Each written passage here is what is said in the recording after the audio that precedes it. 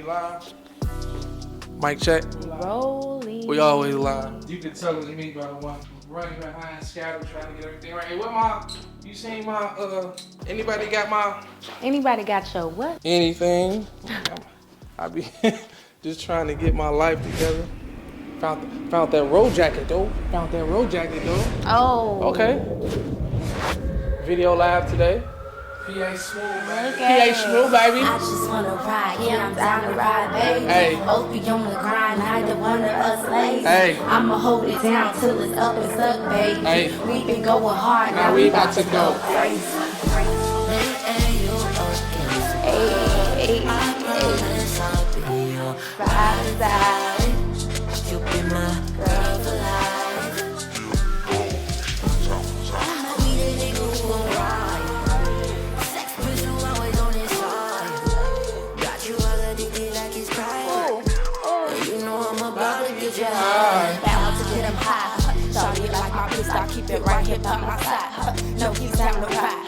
On that Bonnie Clyde. How we bout to get him, bout to hit him. Like them Swisher Sweets. How we bout to put him down. Just let the way we ride. Rockin', yeah, we rock stars, poppin' collars, pop stars, dodging all the cop cars. Yo, this is the first video I didn't have a roll hat on.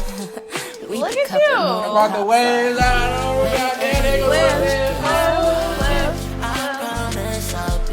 Swim on. Ooh, wave on. You be my girl for life. That's right. London, we outside. Be that nigga who gon' ride. Sex pistol always on his side. It look good. Like it's private. PA Smooth, baby. We ain't never switching up, locked in until we dead on it. Found our own lane, but Crazy. I had just got back sped from on Atlanta, it. too. Goons love to eat. If it's beef, we put bread on it. For shouty, we take your head and Stank stank your your leg leg on on it. it. I just wanna Crazy. ride, yeah, I'm down to ride, baby. For each other, robbing banks, shooting tanks, we go crazy. I'ma hold it down till it's up and stuck, baby. You know we been going Now hard. we about to go crazy. This shit crazy. This shit crazy. Against the world. I like that. Hero South. That's too good. Oh, I think that's it. We done gave the folks some behind the scenes. I think we need to get our ass to the studio. Yeah. Shoot this E.S.O episode. Put my Period. glasses on. Against the World. London, Alexis. What's up? Hey. Check it out. P to the A. P to the A, P to the first letter. New record. Shout out Will. Shout out Monday. Yes. Roll sound. We'll see you out at the studio. E.S.O. We out. You know we been going Now hard. we about to go crazy.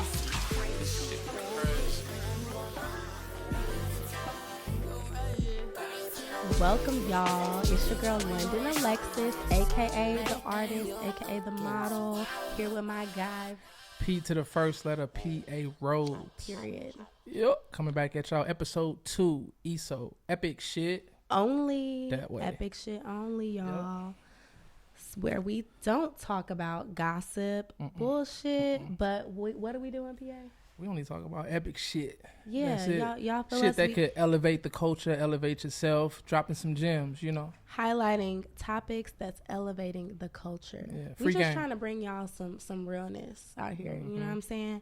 And let's get into today. So, I mean, what's been going on music wise? How you feeling? Music wise, it's a great time to do music. Okay. As a culture, you know, at one point it was a lot of gatekeepers. So my whole wave is indie is major. And that's not just for music, that's for business. You know, whether it's Airbnb, Toro, stocks, if it's NFTs, crypto, you know, you don't have a lot of people blocking you. You can be on your computer, your phone, and do what you need to do. And as far as music, you know, in the 90s, you know, I was seeing an interview with Snoop. He was talking about when he was coming up, he had to, you know, mom and pop stores, chitlin circuit, be on the grind, touching a lot of fans in person. And now you can just upload on your device. Right. Touch everybody. It's different from the times where you had to go stand outside at the gas station or the corner store, right, where everybody was handing out CDs, It's or you go different. to the mall, niggas is like, they, here, take a CD, please. Yeah. And now you can upload your song directly, you know, and monetize it. And there's a lot of people who doing good waves. Shout out Russ. Shout out LaRussell. People got their own waves in monetizing the audience. And I think it's one of the best times ever to do music. Okay, I mean, I think that's dope. Do you think that with music now would be like a really good time to be independent? Or do you think that people need to kind of just put themselves out there and kind of figure out the music business as it comes? Yeah, I think it's just about what stage you at in the game. I think in the beginning, it's good for you to know the business model and the structure and your audience. And it's like I compare a lot of things to sports. So it's like, let's take basketball.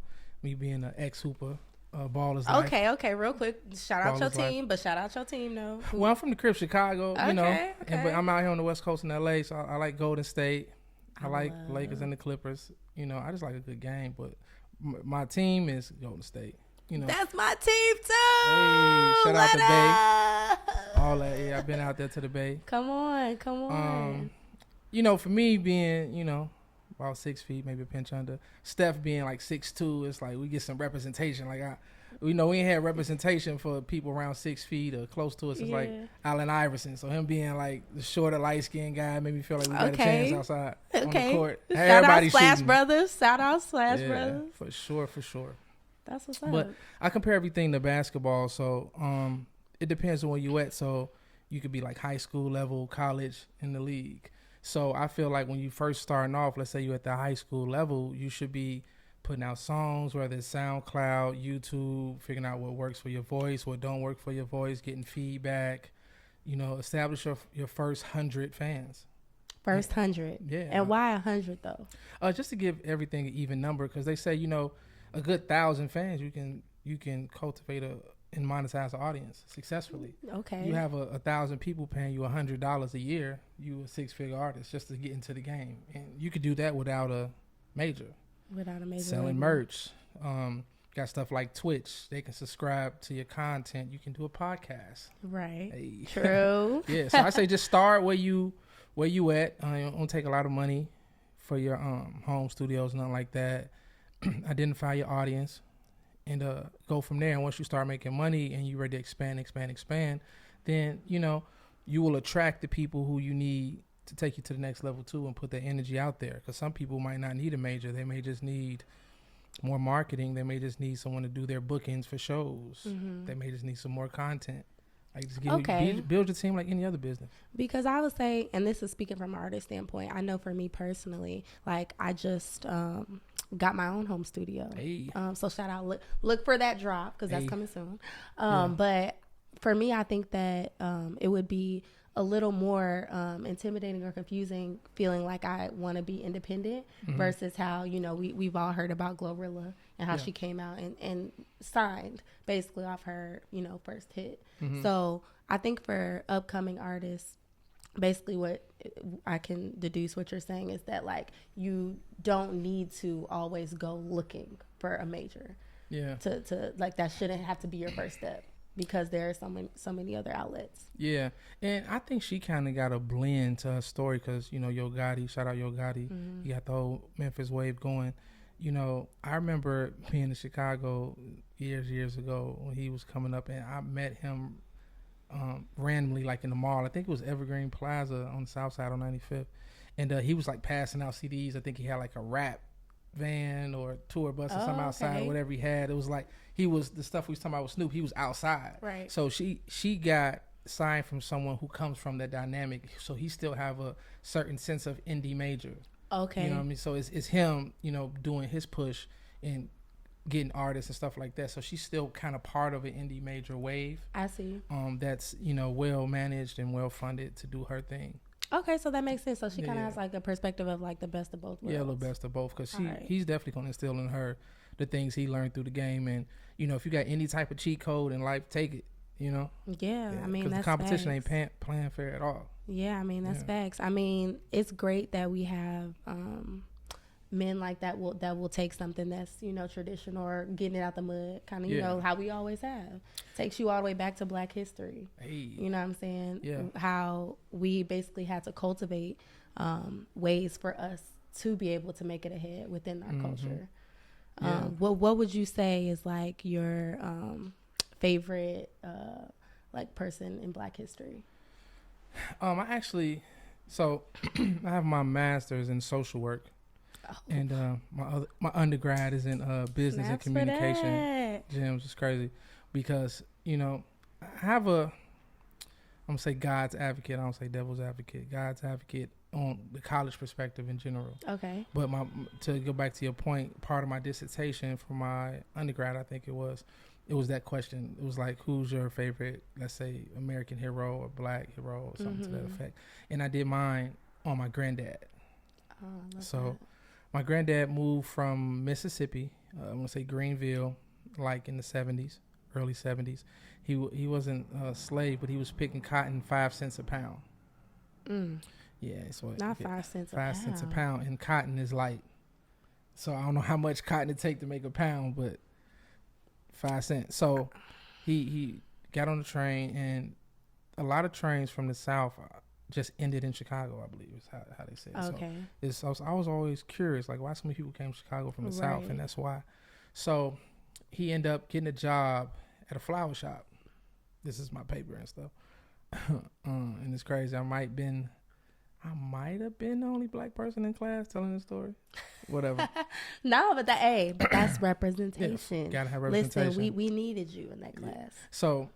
So he got the job at the flower shop. I think he was just like helping out, maybe like, you know, sales, sweeping, mopping, whatever he could do. So he outworked everybody, became the manager. Then he kept going. He ended up buying the business from the guy. He learned everything about flower shops and how to run it. He bought the business from the guy. He went on to buy the building. He went on to buy the land next to the building, and turned it into a 7-figure business. So from picking cotton to that, and I was the firstborn grandchild named after him, and so I always felt that pressure to do something. Right. So, and you seen it firsthand. And I seen it, and and I just wanted to have a balance because he wasn't able, rest in peace now, but he wasn't able to see a lot of my accomplishments. But, you know, I was a little sad at times that he couldn't come to like my basketball games, or he didn't see my first apartment, you know, some things like that. But I just really appreciated he set that foundation. I understood the sacrifice he had to make, and he had it, you know, way harder than me. He didn't have the resources, you know, and our whole family leaned on him for, you know, support. Yeah. Not just his kids and grandkids.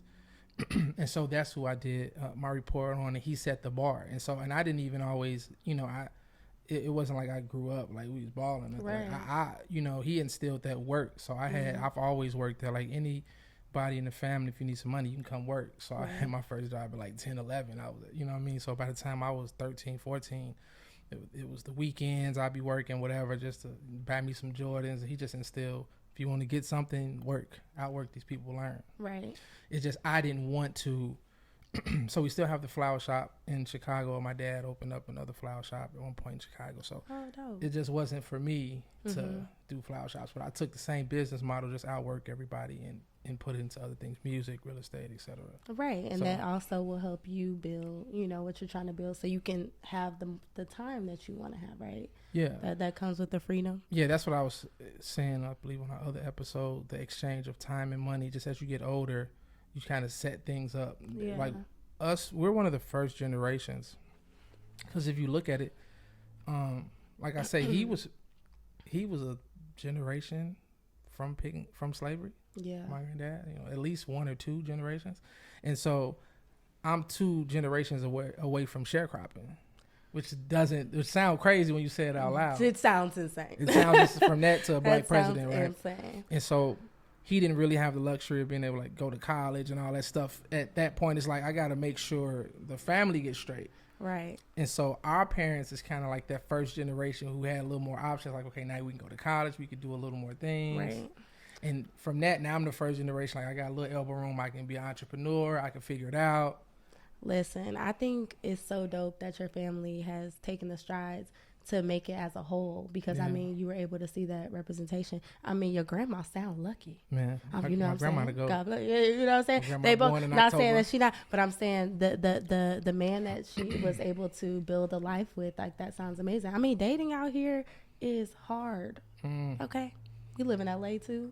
LA is different. I'm just saying, it's a whole nother, and I think that's the thing that people are trying to and want to seek right now, but don't really know how to go about it in this day and age, because there's so many distractions, and you got social media, you got Tinder, you got Bumble, and then you got LA. LA is a different beast. LA is like an island. What do you think about dating in LA? Do you think it's... I have a wide spectrum of friends in LA. So I have, the up and coming guys I still have a music studio out here I rent out and stuff like that. So I have the up and coming artists, friends, and I meet their girlfriends, and they just kind of, want to pick my brain about relationship advice sometimes. Cool. And then I have the industry friends who's, successful. They rock stars. Yeah. Got that vibe. And so, me, I've personally lived through both experiences. When, my first job out of, before college, or even during college. During college, I worked at like Home Depot. I'm like, you live both experiences. God bless you. like the God up and bless coming, you. like what it's like to date when you like, for a man, when you're trying to be successful. Okay. And then what it's like to be successful. Yeah. Right? So okay. I would say, I would say dating from what I like to call the perspective of what they call the top 1% in the country. So the top 1% of men in the country earn $300,000-400,000, right? So I'm coming from that perspective. I understand what it's like.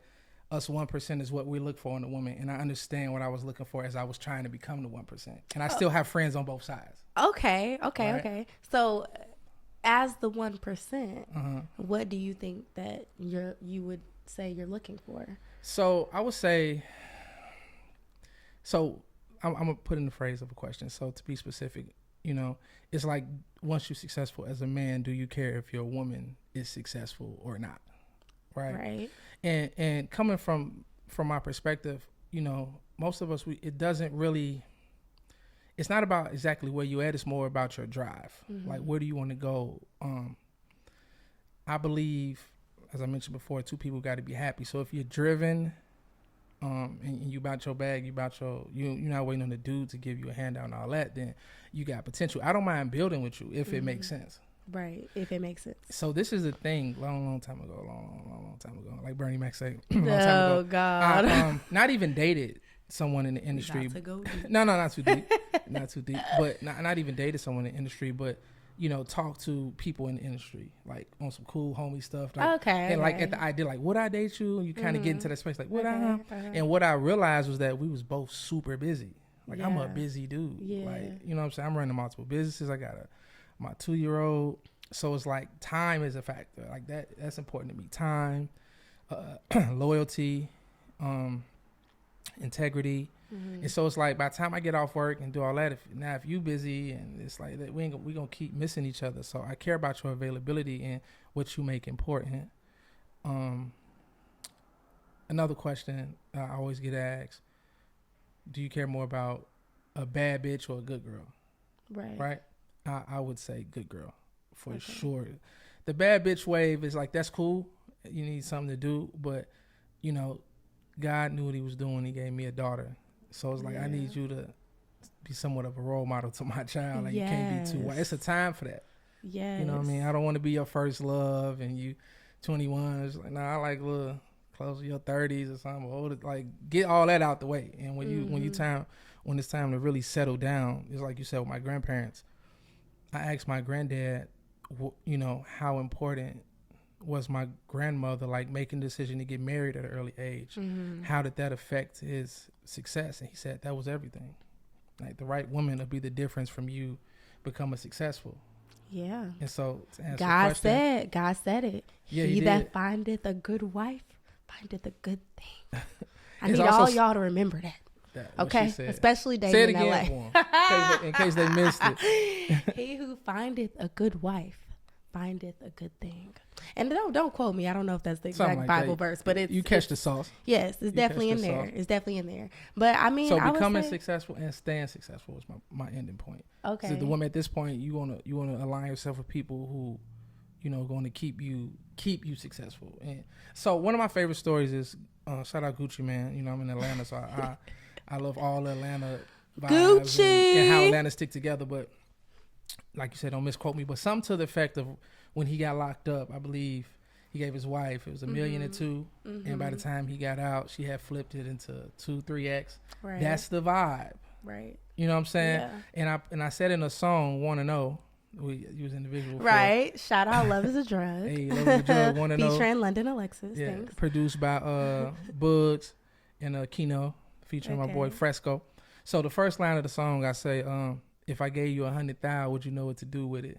Yeah. Would you blow it off or go start a business? Right. That's the first line of the song. And it came in an interesting time because I believe it was around pandemic or something. I don't really remember, but it wasn't a lot going on. And when I heard the beat, that's the first line I said. It just made me think and that's the spectrum of women we can deal with, especially in LA. Okay. Because, it's a lot of, and I'm going to get to your question next, it's a lot of, top 1% women, bad, got their own, money, got their own vibe, and the 1% of man is on a bumper. Mm-hmm. But for us, that's the two things. I prefer women, I give you 100,000, cool, but you going to flip it or you going to come back in a week tomorrow, I need another 100. Like, what we doing?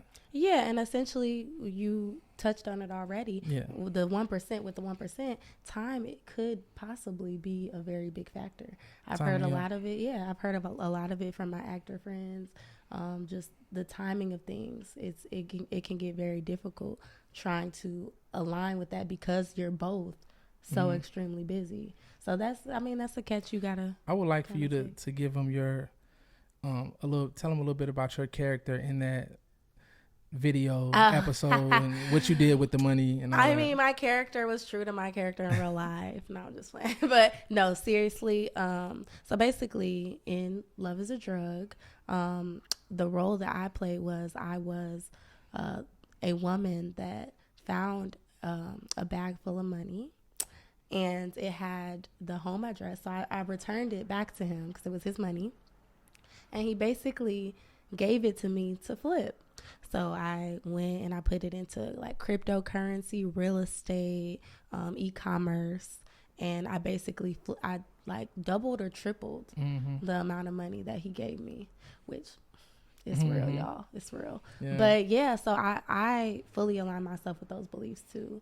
Yeah. And I think that a lot of women would want to do that as long as the man is providing the drive to as well. Yeah, the drive, the structure, the direction. If you want a woman to follow you, have something to follow type of vibe. Exactly. And then in the video, I gave the other young lady the same amount of money, and she went to Rodeo and blew it all. And it was just all clothes and fashion. And I kind of gravitated more towards you, and we started vibing, but then shit got crazy, and they got to watch the video. Yeah, y'all got to check it out. It's actually really dope, which brings me to, because the fact, how do you feel about people that may not be financially stable like that, but they splurging on all the fashions? Okay, so when I was, I don't feel a lot different now than I did coming up. I'm the same person. Shout out my boy Fresco. He, it's good to have people around you who keep you humble and centered and everything like that. And sometimes, we'll be in between recording and he'll say something to me like, P, it's crazy, like, because he was there when I first got to LA and I was just regular, trying to get, I had the studio, and me and him would sit in the studio 3-4 days at a time, like sleep in the studio, in my building where I have the studio. It's a shower upstairs. We may go upstairs, when we wake up, either shower, we go play ball across the street at the LA Fitness, then shower, and we get right back to work. Like, you know what I'm saying? So like I'll be in the studio, like I'm on grind mode. I will wear all black every day. Ain't no problem. Like I don't need, even if I had it, I'm trying to stack. Right. So it's like, I never been into short-term gratification. Mm-hmm. So for me with the splurging, it's just, it's cool to do it sometime. I'm gonna come outside a little bit, but I'm very like, I'm filming a podcast today. I'm gonna come outside. A little bit. But everybody see me. I probably got on all black. Like, Yeah. no jewelry. If I do, it probably got to roll something on it. Got to have a purpose. But I just feel like a lot of people go to whether it's fashion or weed or liquor or whatever it is for short, or women, love is a drug, for short-term gratification. And I've always been about long-term gratification. Yeah. Because that stuff may make you feel good in the moment, but how you gonna feel next week, next month, next year?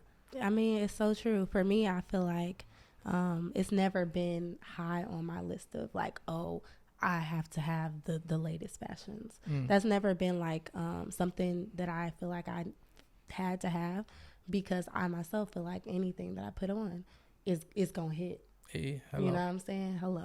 Hello. Anything I feel like I could come out in a trash bag and I can make it work. It's literally done that. Yeah, the trash bag. People. Some videos. You know, Instagram on Shade Room, they be having people creating stuff out of trash bags and all type of, and actually creating like really dope, because it's not on me. It's in me. It's in me that way. Period. So that's how I've always felt about it. But I will say, not being on that wave has allowed for me to save a lot of money too. Yeah, and us guys, like, it's different. Like, you can put on a shout out Fashion Nova woman, man, kids. For like sure. you, like, we care about your figure, your vibe, your hair, your nails. Like, you ain't gotta be. It really don't matter to us too much if you fancy. Like, are you well put together? Right. And for a guy, I tell him all the time, like sometimes every blue moon I would design, like, this is just regular, like, and I put my brand on. Like, I'm about staple pieces. Maybe a cool, if you got some, maybe a loved one or a brand or whatever type of jewelry piece, or maybe your car, and you can kind of be like regular, like, right. And I think that's dope, because honestly, because it's in you, you can create your own brand and start creating money, and you yourself can be a fashion staple icon. Brand. Yeah, and that's kind of how I got into Ro. That's how they got there, right? Yeah. And cologne is big. We care how y'all smell. Y'all care how we smell. Okay. Cologne is Period. big. Cologne is big. So how did you get into Ro? So with me, it was just about the staple pieces. I started with the hat. I love hats, and then I got into jackets. So hats and jackets is how I started, and then the slides. You can see them behind us. And it's about those staple pieces. I had a couple things that I just knew I always wore. And so it's like, here in LA is different. Like, you can go to a dinner, a birthday dinner, and you can dress up. Like, girls will wear like some jogging pants and some heels. It's almost, you know what I'm saying? It's almost like trying not to try. Right. Like, you want to look like you over trying. Like some other places I've been, it's like they want 7 designers. Like, Atlanta is different. Like, Atlanta culture is like they checking for you sometimes, like, what you got on? I got this, that, and the third. Right. And, not everybody, but just in general, like, it's different. I love that too. I mean, I've seen some people looking crazy in a bunch of different places. You know what I'm saying? Yeah, so like, you got on Louis, Gucci. Every brand there is. It's like, and it don't at even that look point, good. you need to own some stock in right. that. Right. Speak on it. Yeah. What that is way. your... So, out here it's like you dress up some jogging pants, some regular, it's casual, because it's a lot of people with money out here, and you see the billionaires that don't wear a lot of jewelry, a lot of designer, they almost look homeless. Yeah, well, out here I have to say that the rate of robbery, as far as that goes, has definitely skyrocketed. So I don't blame, and I highly suggest people stop wearing chains. And stuff out here. You know what I'm saying? It was definitely I remember another story. So picking my mom up from the airport, she's coming out to LA to visit. I picked up in the Lambo truck and all that. And so we outside, but I had both of October's grandmas with us, and we went to the south side. Like, I like still going in the hood for food and stuff. Like, we gonna get some soul food. We finna pull up. But it got to the point where, it started off, their energy was like, oh, let me take pictures in the car. It's cute. To like, it's people looking at it. We outside. Like, can we go get one of the Maxima or something? Like, can we go swap it out? Like, it almost gets uncomfortable when the energy be around. So it's something to definitely keep in mind. It's a time and a place for all that. But yeah, in LA, so back to the Ro question, like, I would have sometimes just some jogging pants and a cool shirt, but I put on a really nice cardigan.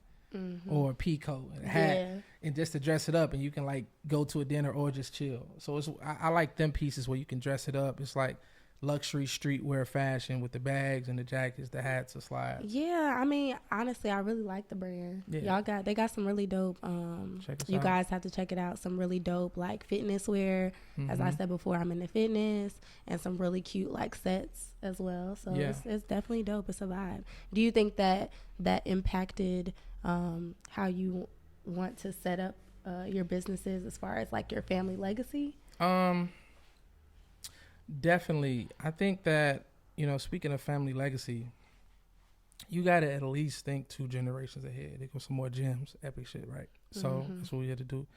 So I'm on this journey now, and I'm going to keep the viewers like up to date with me, where I'm working on my family bank, setting up my trust for my daughter and for my family. Dope.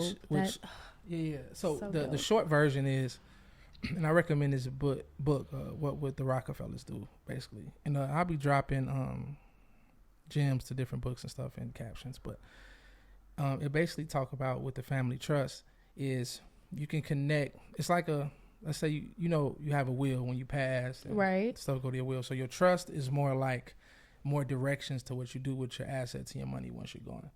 But another way you can do it also, you can connect your life insurance policy to it. And you can kind of borrow from your trust. But okay, I'm gonna need you to break it down. Okay. So trust in itself, though, what would be like the first step you would tell somebody? Yeah, I would just say Google family trust, or just Google trust and will. Usually the same people set it up. Okay. Or even most people who set up your life insurance. If you tell ain't got a about it. job, can you set up a trust? Yeah, but it's more so about your assets. So it's about establishing your assets, but the things you want to pass on, or even if it's like what you do with your life insurance policy, how is it directed, broken down. Do you need a business in order to start a trust? The people, when you call them, they'll break it down more, but a lot of times, we didn't get the information because it was like, what does this house go to? What does this shares go to from this business? And we're just, a lot of our culture is just establishing that. Right. It's not like it's been 4 or 5 generations. We generation 1, 2. Right. Exactly. And I remember, I just watched. I like watching Drink Champs. Shout out all the podcasts. Yes, I love Drink Champs. Shout out Nori. Yeah, and they had Earn Your Leisure on there, 19 Keys. Shout out them. I like all the people advocating for financial literacy. But they brought up a good point. Like they do some business with Puff Daddy, and but Puff is still like he's a first generation billionaire. Yeah. So he's still going through what comes with that. It's not like they've been billionaires forever, like the Rockefellers, the Waltons, the different, people like on Walmart and stuff. So, not that you have to be a billionaire to set up your trust, but as you get it, now you learn more stuff. So when I start acquiring some money, it's learning more stuff. So you can borrow. Let's say I have a $1 million life insurance policy or something like that. Yes. And I could start borrowing money before I pass from the trust. And then when I pass away, then the money will go back into the trust. Okay, And but my the trust family and the can will are different. It's connected because the trust is just more the information directly specific about what to do. Okay. But it's like being your own bank. So if you just Google family bank, a lot of stuff is just online. It's just about knowing the first step to get it. You can actually borrow from your will before you pass, and from stuff from like education to buying a house, medical expenses, college. Like you can borrow all this money. You don't have to go to a third party bank. You can borrow it from your own estate, from your own trust. Right. Yeah, And so just they learning do that stuff, and not. I'm at the first step of that. And I think the quote, I think he quoted me, it was like $1,200 just to get started. It's like step 1 to get it all set up. okay. So as I get to step 2, 3, 4, I'll come back. So I'm at step 1, paying initial call, setting it up, and when we come back, I'll just keep step by step. But that's the general idea where we at. That was a gym. Shout out to that gym. Yeah, I feel family like we bank. needed that gym Build your credit. because that's another thing about education. I mean, we all go into different fields, especially within college. And I feel like that should be something that is taught at a very basic level across the board. So we all can kind of understand better about what would happen once we pass on. Man, That's inevitable. It's insane what they So- teach us and don't teach us. They teach us the Pythagorean theorem, but they don't teach us about credit. Right. Personal part. credit, and it's another gem.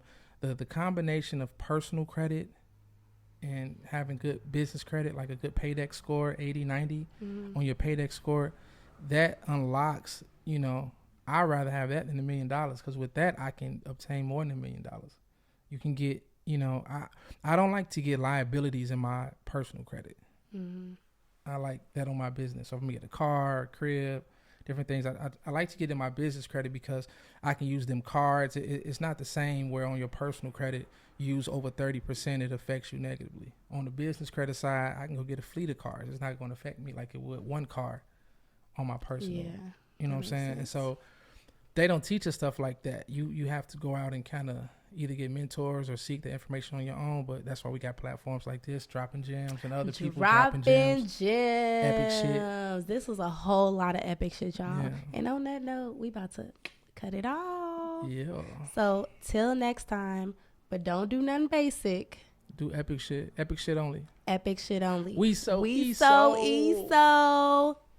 Next time. We out, y'all.